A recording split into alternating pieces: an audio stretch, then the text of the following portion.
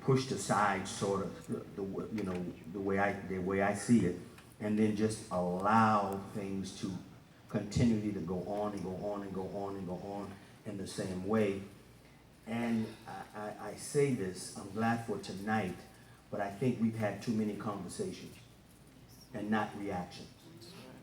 And when we get to a point where we start to react and not talk, because a lot of people will come out and talk, and then they'll go home and say, ooh, we had to talk. But the talk did not nothing came out of the talk. And I think America has to realize that something has to come out of the talk. And one of the things that has to come out is that we can't protect cops who are bad. If you're on the police department and you know who's stealing money out of the box, you know who's stealing it. I'm not going to say nothing. Then you're just as bad as they are. When the police department see their brothers, and I think you should approach them. The Bible says if you got an order against them, to go to them. That you go to them and say, man, you don't need to do this. Or ladies, I'm not going to leave you out. You don't need to do this. This is not right. This is not the right approach.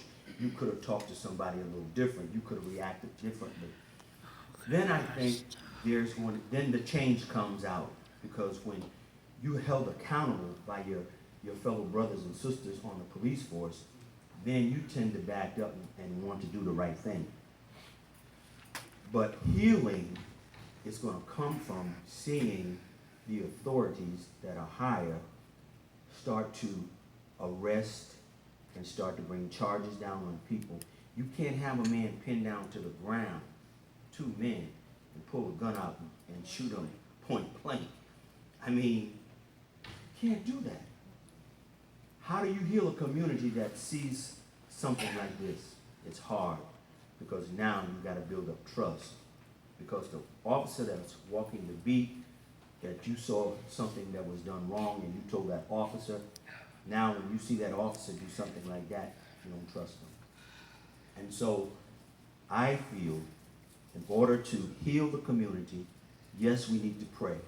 Yes, we need to unite.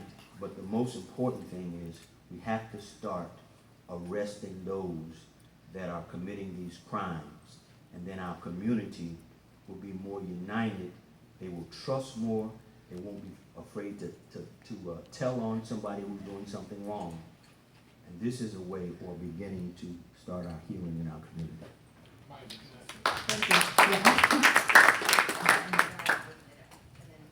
I just want to say something real quick and address your last statement. You said that we need to ask more questions. You ask questions when you don't know the answers. And this is just my personal opinion. This is my perspective on this.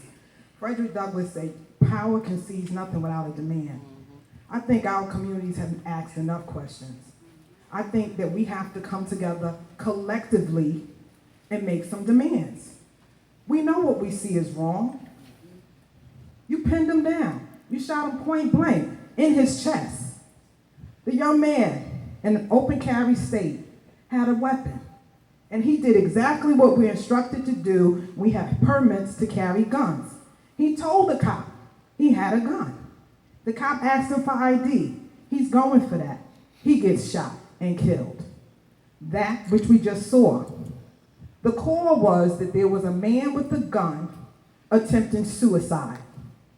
The cop got on the scene. When I saw it, the first thing I asked myself was, number one, who called this in? That's what I want to know.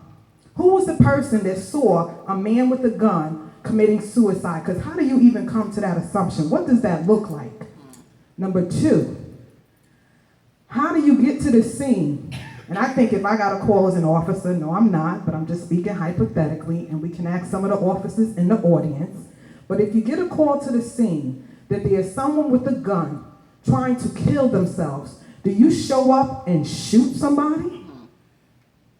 I mean, like, what's the questions? We already know the answers to these questions. We need to make some demands. And I'm going to leave it there because we'll talk about how we can do that politically later. Let me,